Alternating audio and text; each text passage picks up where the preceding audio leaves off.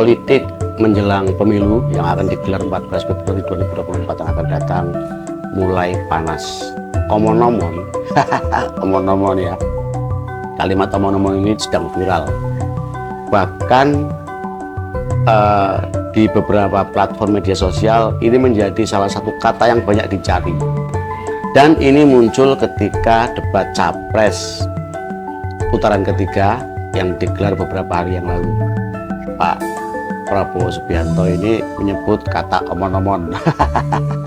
Namun di sini saya tidak akan membahas soal omon-omon. Sebagai rakyat yang melihat, mendengar, saya juga ingin bersuara ketika ada peristiwa atau hal-hal yang ramai dibicarakan orang. Apalagi ini terkait dengan apa yang namanya politik.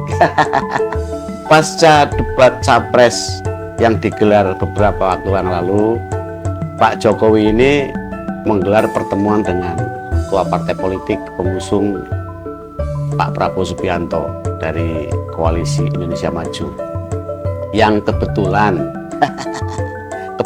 ya, para ketua partai politik ini menteri di kabinetnya Pak Jokowi. Pertemuan ini menuai berbagai kritik dan sangkaan-sangkaan, karena kita tahu ya, pada perhelatan Pilpres 2024 ini nanti putra mahkota dari Pak Jokowi, yaitu Mas Gibran Rakabuming Raka, menjadi salah satu calon wakil presiden yang berpasangan dengan Pak Prabowo Subianto, menterinya Pak Jokowi. Sehingga ya, satu hal yang wajar ketika pertemuan itu oleh sebagian masyarakat, oleh tokoh-tokoh nasional, oleh siapapun dianggap sebagai pertemuan yang berkaitan dengan politik Pilpres 2024 yang akan datang. Yang ujung-ujungnya juga sebagai bentuk konsolidasi untuk memenangkan pasangan Pak Prabowo Mas Gibran Rakabuming Raka. Dan sudah menjadi rahasia umum ya, bagaimana proses pencalonan Mas Gibran Rakabuming Raka, putra mahkota Pak Jokowi, sebagai calon wakil presiden.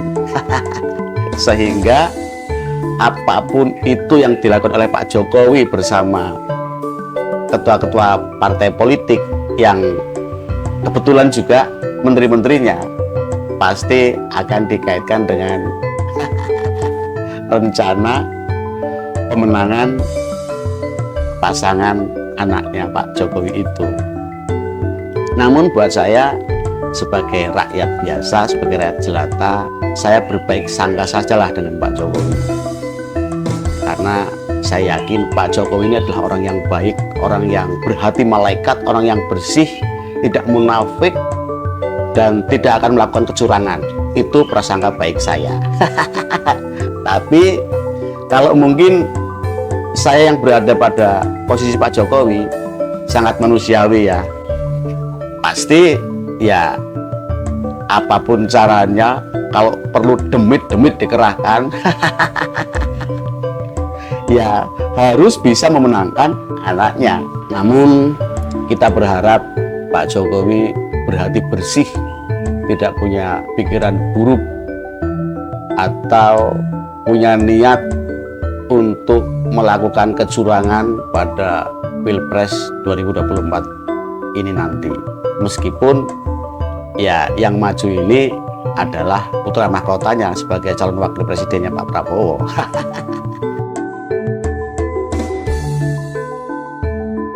Kalau saya boleh beropini, apabila Pak Jokowi ikut mendesain melakukan kecurangan untuk pemenangan paslon tertentu, terlebih-lebih itu adalah anaknya sendiri, menurut saya Pak Jokowi tidak ada ubahnya dengan sampah demokrasi.